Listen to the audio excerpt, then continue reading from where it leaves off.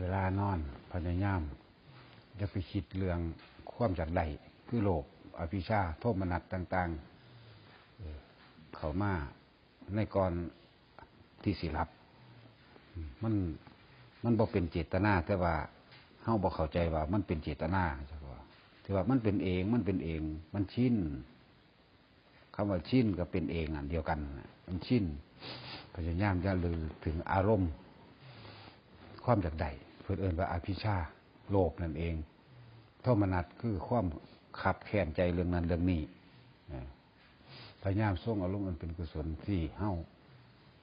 บอกกันอยู่เรื่อยๆนั่นแหละว่าอารมณ์จิตสุดท้ายก่อนที่จะรับพยายามคิดถึงสิ่งดี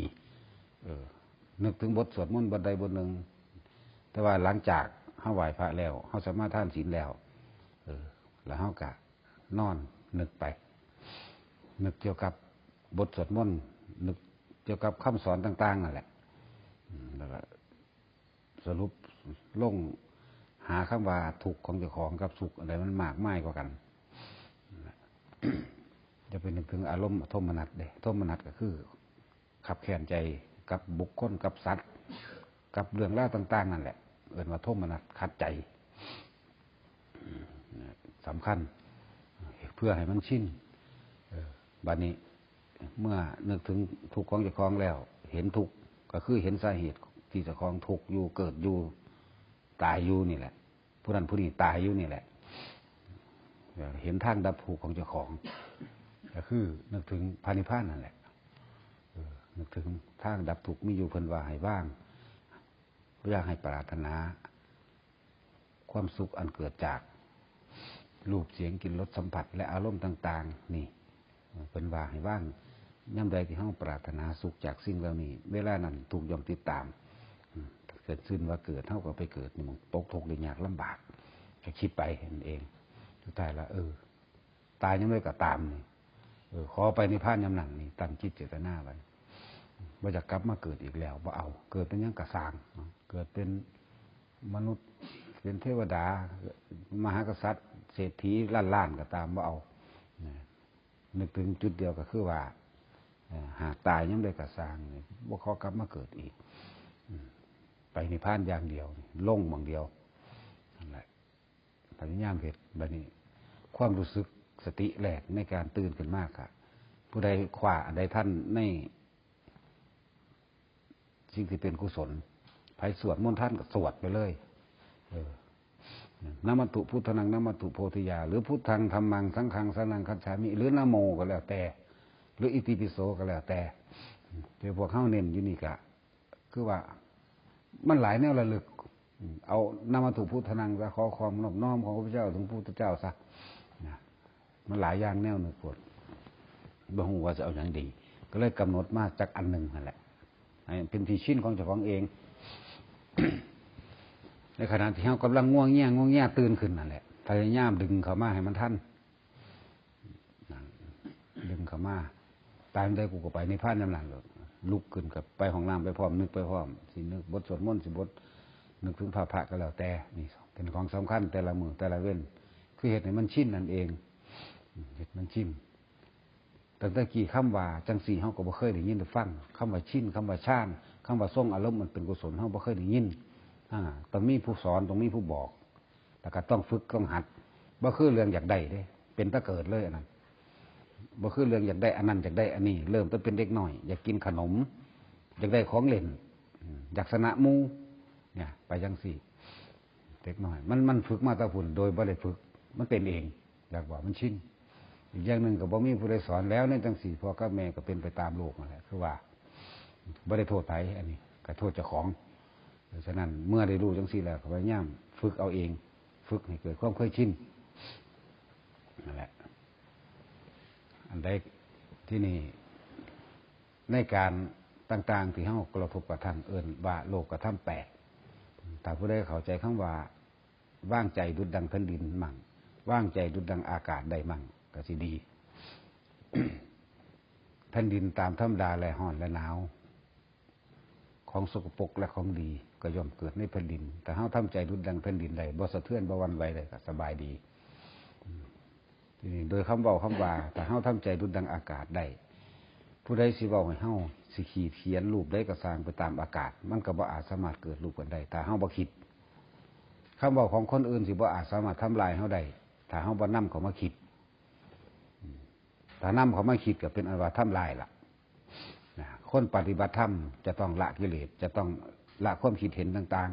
ๆในทางชอบหรือไม่ชอบเฮารู้อยู่แล้ว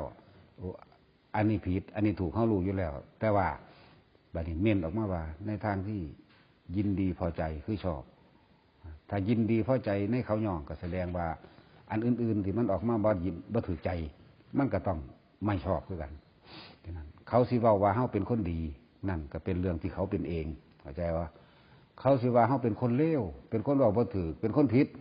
นั่นก็คือโตเขากำลังเป็นเองนี่แต่เฮาวางใจดูดังอากาศได้สิ่งใดที่เขาว่าให้เฮาสิ่งใดที่เขาวาดภาพขึ้นในใจของเขาเองเด้นั่นเขานินทาว่าลายว่าเป็นคนบ่ดีที่ไหนได้ก็คือเขาวาดภาพในใจของเขาเองมันสิทำลายเฮาได้เพราะว่าเฮาไปดึงเฮาไปเก็บเอาคำเว้านั่นๆเข้ามายึดแล้วก็มาตัดสินว่าเขาผิดนั่นที่เป็นจังซั่นในขณะนั้นเฮากำลังผิดคือกันเฮากำลังสร้างภพสร้างชาติให้เจ้าของให้มันทันคำสรรเสริญนั่นแหละเนียนมากๆเนียนยิ่งกว่าคำด่าเป็นกิเลสหยาบเราที่พูดถึงคำด่าดุจดังไฟส่วนคำสรรเสริญเป็นดุจดังน้ำผึ้งแต่อาบยาพิษเป็นจังซั่นคนมักพอใจได้กว่าคนยองภาษาบ่ดีจักเม็ดก็อย่างไรคนยองว่าดีเนาะเห็นว่านั่นแหละให้คิดแบบนี้โตเฮาเองตั้งแต่กี้บ่ทันได้รู้ธรรมแม้นเดี๋ยวนี้ก็สร้างรู้ก็ตามเวลาใดเฮาโกรธเฮาเครียดผู้อื่นเฮามีความบ่พอใจกับบุคคลผู้อื่นเฮาเว้าพื้นเขาเฮานินทาเขาเฮาสิวาดภาพให้เขาเป็นจังซั่นจังซี่เข้าใจว่าเจ้าของกำลังเป็นเองแม่นบ่เจ้าของกำลังเป็นเองเด้นั่นน่ะวาดซะในหัวใจเจ้าของบันทึกลงไปในหันเรียบร้อยแล้วเป็นภาพวาดแล้วมันสิเกิดขึ้นในจินตนาการความคิดของเจ้าของเองล่ะสมมุติว่าอยากให้เขาชิบหายจังซั่นจังซี่อยากให้รถส้นมึงตายเด้จังซี่มันวาดภาพไปเด้วาดภาพว่าหอดรถส้นเขาตายกิ้งดึงเราเฮ็ดภาพที่สะใจนี่จักว่าวาดภาพที่สะใจในขณะนั้นเจ้าของกำลังเป็นเองเข้าใจว่านั่นแหละเป็นลักษณะนั้นนี่วิถีของจิตมันเป็นจังซี่มันสร้างภาพขึ้นมาเองฉะนั้นคำเว้าไล่และดีถ้าทำจิตดุจดังเป็นอากาศได้ก็บ่มีผู้ใดมาวาดยังเฮาได้ดอกคำบอกของคนทั้งหลายแหละถ้าเฮาบ่นำเขามาคิดนะในความพอใจฟังดีๆในความพอใจเด้อนั่นยึดมั่นถือมั่น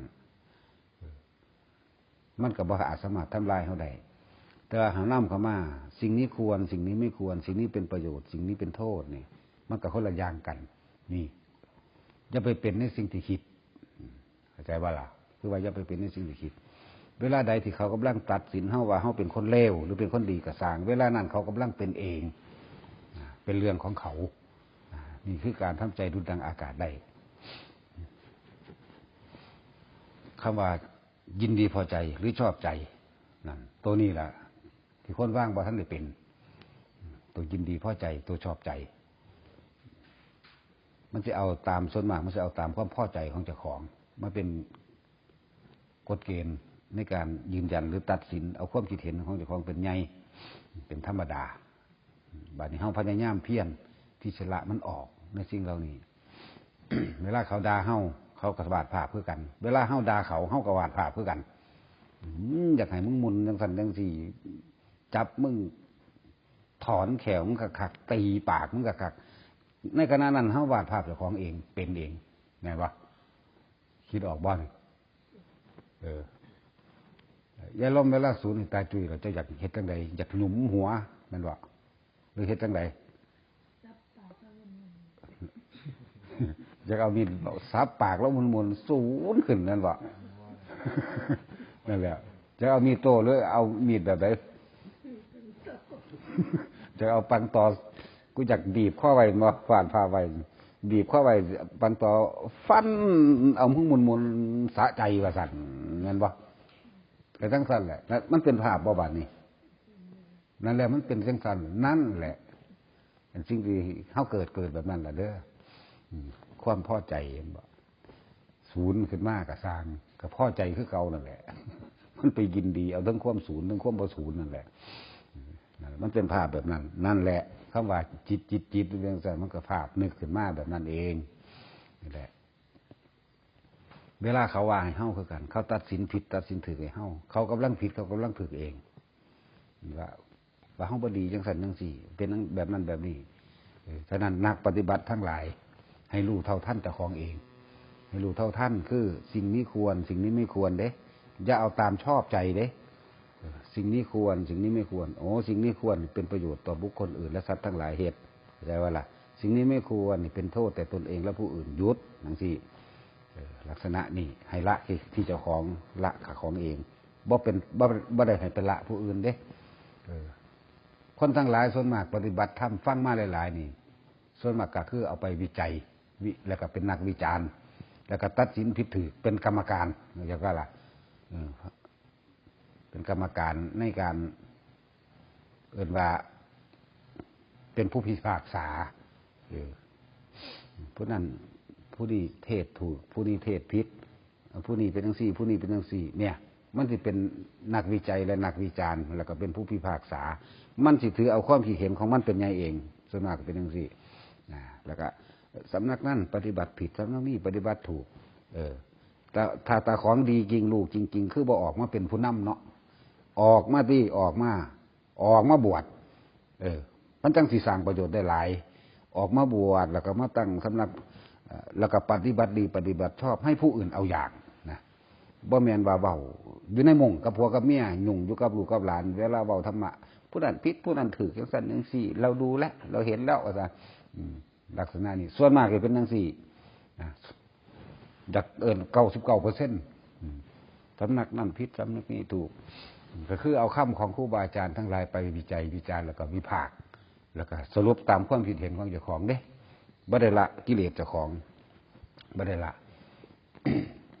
ถ้าผู้รู้จริงบ่เป็นจังซั่นผู้รู้จริงเขาเจ้าสิ่งนี้ควรสิ่งนี้ไม่ควรเขาเจ้าสิรู้ในตัวเขาเจ้าก็คือเขาเจ้าไม่เก็บมาเป็นอารมณ์เขาเจ้าสิบ่เก็บเข้ามาเป็นอารมณ์เป็นลักษณะนั้นถ้าผู้รู้จริงๆแล้วสิระวังตัวเองที่สุดแม้แต่หมาก็ยังบ่รู้ถูกสิไปว่าหยังกับพระกับคนเนาะยิ่งผู้ปฏิบัติจังซี่สิบ่มีการว่าไปตัดสินคนผิดคนนั้นถูกเด้ลักษณะนั้นส่วนมากก็มีแต่รู้ทุกอย่างยกเว้นตัวกูเองบ่รู้แม้กระทั่งว่าแต่ของไปเกิดอยู่ไสซะโดยซ้ำไปนั่นแหละพวกเฮาพยายามที่สิละกิเลสตัวเองบ่แม่นไปละผู้อื่น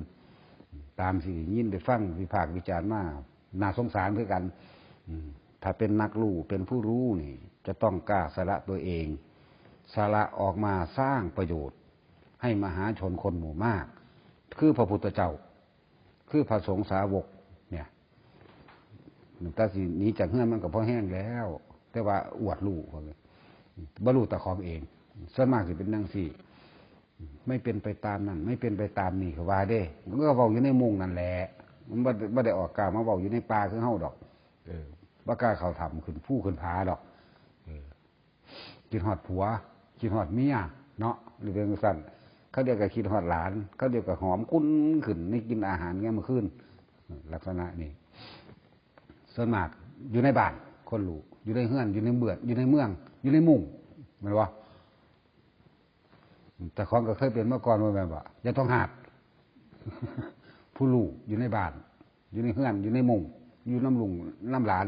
อยู่น้ำไห้น้ำหน้าอยู่น้ำสมบัติพัฒฐาน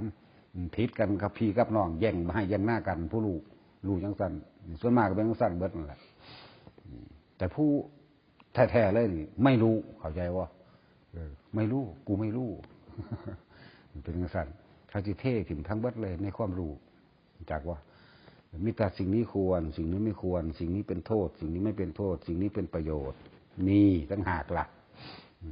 พวกน้ำเต็มแก้วฟังมามากจากว่าน้ำเต็มแก้วเอาอย่างอื่นใส่บ่ได้ต้องมันบ่เทออกเสียเอาหยังหน้าถึงขั้นว่าลูกจริงแท้ ยังบ่ว่างความรู้นั่นมันก็ยังไปบ่ได้ภาษายังซ้ำนีนะภาษายังมหาตัดสินคนนะลักษณะนี้ ผู้รู้หลายผู้รู้อยู่ในหมู่อยู่ในบ้านหนุ่งอยู่กับลูกกับหลานกับสมบัติพระสถานพิษเถียงกันยังให้ยังหน้ากันอยู่เพราะสำนันเบียดเสียดทำมาหากินกันนะแต่ว่าบอกเรื่องทำมาลู่รถบ่หูจักบ่บู้ว่าปูพระพุทธเจ้าสื่อว่าจังได เนาะลักษณะนั้นโดยมากเป็นเรื่องสั้นนั่นแหละพวกเข้าพยายามละที่ตัวเองอย่าไปละผู้อื่นเด้อละความคิดเห็นของเจ้าของนี่แหละไม่ต้องไปละเนื้ออื่นแหละคำว่าความคิดเห็นของเจ้าของคือมันส่วนมากสิไปตัดสินอันนี้สมควรอันนี้บ่สมควรอันนี้ผิดอันนี้ถูกคนที่ว่าบางสันเลยก็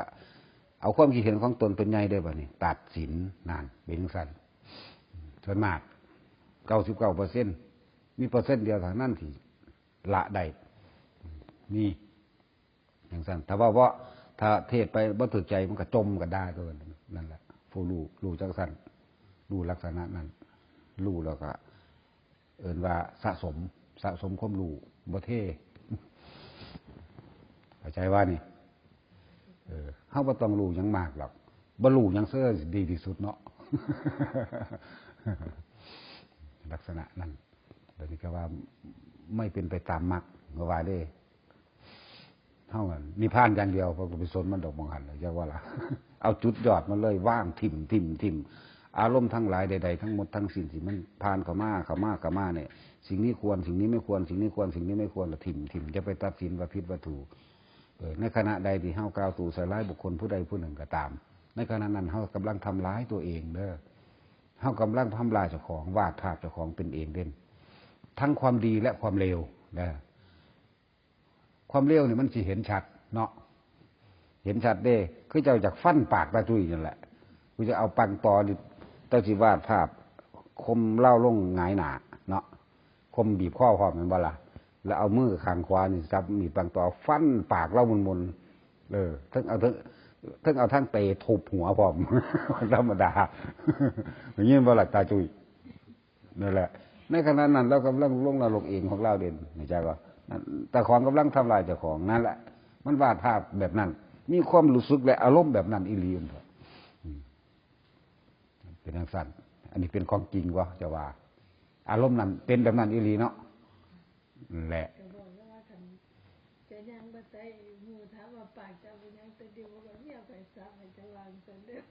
เพื่อนน่ะเบิ่งดูหัน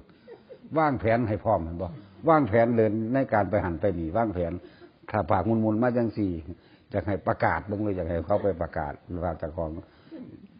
สนะเลยเมียสนะจะประกาศเมียฟันปากหรือว่าให้ว่าจังสี่โอ้ยให้ยอมแล้วอยากให้เขาว่านี่คือเขากำลังทำลายเจ้าของอยากว่านั่นแหละทำลายเจ้าของได้เท่านั้นวาดภาพความรู้สึกศูนย์อยู่ในหัวใจเจ้าของในความรู้สึกนี่นั่นบ่มันเห็นง่ายๆตัวนี้แต่ว่าความดีใจก็ยึดอีกอย่างหนึ่งได้ว่านี่ถ้าว่าได้ของนั้นผู้นั้นผู้นี้เวลาเอาไปยกย่องเขาเกิดอารมณ์เพื่อกันพึ่งพอใจเนาะโอ้ยเราดีจังสั้นจังสี่เด้นี่ก็เกิดขึ้นกันเด้อันใดที่มันเกี่ยวกับว่าคือมีอารมณ์ความยินดีพอใจเกิดบัดเข้าใจว่าล่ะเกิดบัดมีอารมณ์ความยินดีพอใจแม้ความร้ายก็เป็นยินดีพอใจแต่ว่าบ่รู้ว่าเจ้าของยินดีพอใจเนาะแต่จังซี่แหละละกิเลสทั้งเบิดบ่ได้ละน้ำหนังสือละในความรู้สึกนะบ่ได้ละในผู้อื่นบ่ได้ละน้ำตัวหนังสือบ่ได้ละน้ำที่เขียนมาดอก